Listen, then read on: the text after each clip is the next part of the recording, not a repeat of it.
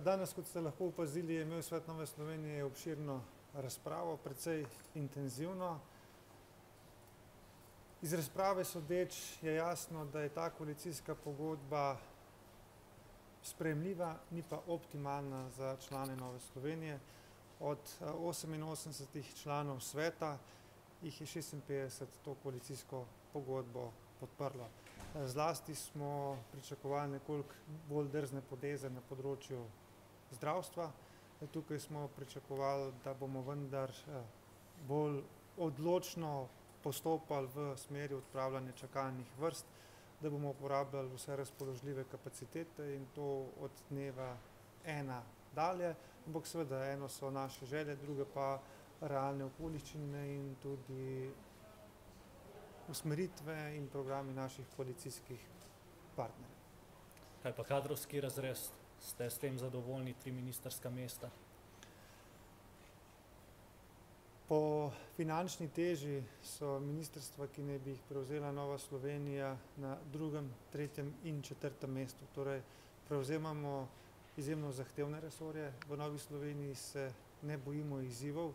Prevzeli smo težke naloge, ker resnično želimo delati dobro za Slovenijo. Prevzeli smo resorje, ki se jih je marsikdo izogibal, ker so težki, ampak mi v Novi Sloveniji v tem vidimo izziv. So pa to področja, kjer lahko na nek način okrepijo naše dosedanje vsebinsko delo. Mi smo si ves čas prizadevali za debirokratizacijo, za pospeševanje gospodarstva, za dobro poslovno okolje in tako področje sociale kot področje infrastrukture lahko bistveno prispevata k temu, da bo slovensko poslovno okolje boljše, da se bodo slovenske investicije še bolj intenzivno zaganjale in v tem mi vidimo vsekakor veliko priložnost za Novo Slovenijo, pa tudi za Slovenijo. Varnost, obramba je bila pa vedno področje, kjer smo bili tako ali drugače aktivni in tudi tukaj želimo te negativne trende obrniti navzgor.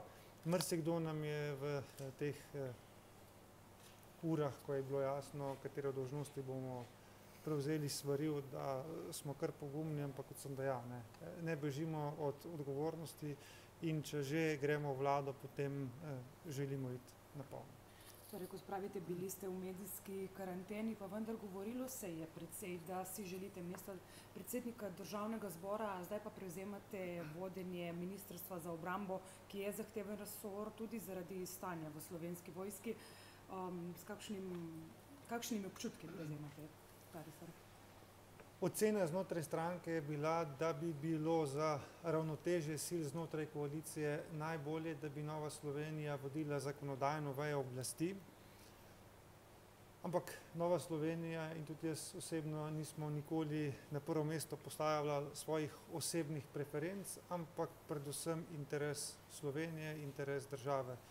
V tem času smo bili spodbujeni številnih strani, zelo različnih ljudi, bi rekel levih in desnih, sredinskih, takšnih in drugačnih, da je čas, da se neka vlada oblikuje, da se vendarle prekine ta mrtvi tek. Mi smo vse te glasove slišali in tudi zato takšno odločitev. Zaradi tega nismo na žive in mrtve vztrajali na nekih naših željah, ampak kot sem rekel, pogumno prevzemamo težke resorje in kot ste dejali, obramba je težek resor, ampak jaz to vidim kot izziv, da tisto, kar smo govorili v parlamentu sedaj, tudi pokažemo v praksi, da znamo in zmoremo. Zdaj, poleg vas, kdo bo še minister iz kvote Nove Slovenije? Govori se o gospodu Uršiču, o gospodu Vrtovcu. To so imena, ki vsekakor so v naboru. Smo pa danes se tudi pred svetom stranke smo imeli tudi izvršilni odbor, kjer smo dejali, da bom zdaj jaz v teh dnevih opravil številne pogovore z večjimi ljudmi, kjer želimo dati čim bolj kompetentno ekipo, predvsem pa ekipo, ki se teh izzivov ne boji in ki ima tudi znanje, da od dneva 1 zagrize v vse težave, ki so na ministrstvih. Kot vidite, je tudi sociala zelo zahteven resor, tako da tudi tukaj potrebujemo izkušenega človeka, predvsem pa pogumnega človeka, ki se bo upal soočiti z vsemi težavami, ki so na tem resorju. Tudi področje infrastrukture, ki ga prevzemamo, so interesi zelo različni, zelo raznoliki. Skratka, mi zdaj odhajamo na trdo delo in se tega dela veselimo. Boste pa v vseh stvareh, tudi v kadrovskih, pravočasno seznanjeni. V tej fazi želimo predvsem stvari dobro premisliti in narediti prave odločitve. Ste imeli kakšne zadržke tudi na splošno v stranki glede vstopa v vlado, ki jo bo vodil Janez Janša, kakor vemo, bivša predsednica, ravno zaradi tega iz nekih moralnih zadržkov ni želela, oziroma se ni strinjala z vstopom v vlado? Zadržki so obstajali, bilo je tudi ogromno glasov, ki so nasprotovali v temu, da gremo v koalicijo.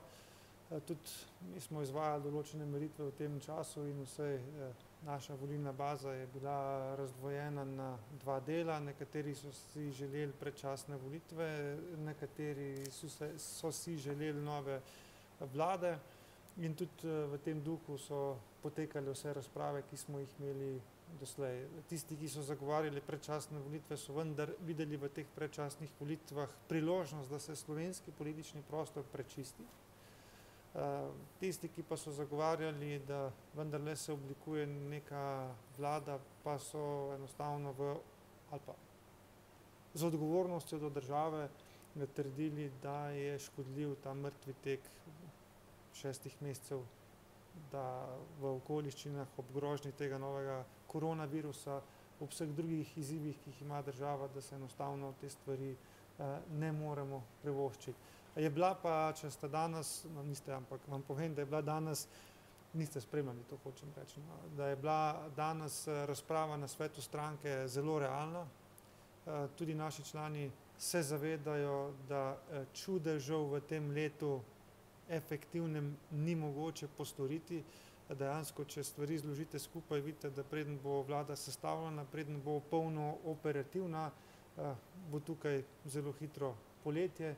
Potem pa imamo še dobro leto dni časa za projekte in stvari, ki jih želimo spremeniti, potem pa pride praktično predsedovanje in pa potem že skoraj predčasne volitve. Tako da v enem letu bo potrebno bistvene stvari postoriti in zato so bile tudi današnje ocene zelo realne, da ne bo mogoče v tem času odpraviti vseh težav, ki so se na različnih resorjih nakopičile vseh teh zadnjih letih, da seveda bomo pa dali svoj maksimum, da postorimo, kar je le mogoče, da ta slovenski voz pomaknemo naprej. Pa menite, da bi se lahko ta vlada obdržala do konca mandata, glede na tudi ideološke razlike, ki vladajo med strankami, ki oblikujejo to koalicijo zdaj? Če se bomo držali dogovorenega v koalicijski pogodbi, potem verjamem, da ta vlada lahko zdrži do konca mandata. Če bo kdo začel solirati, potem ta vlada lahko tudi zelo hitro razpade.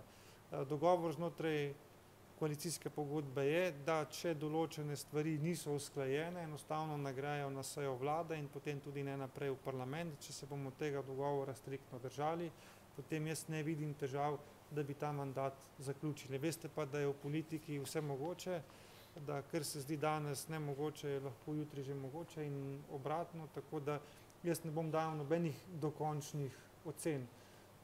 V Novi Sloveniji smo šli v ta projekt iskreno, zaradi tega, da nekaj naredimo, kako se bodo pa stvari končale, bomo pa videli. Kako to, da niste prevzeli zdravstvenega resorja, vam ni bil ponujen, ste se ga ustrašili?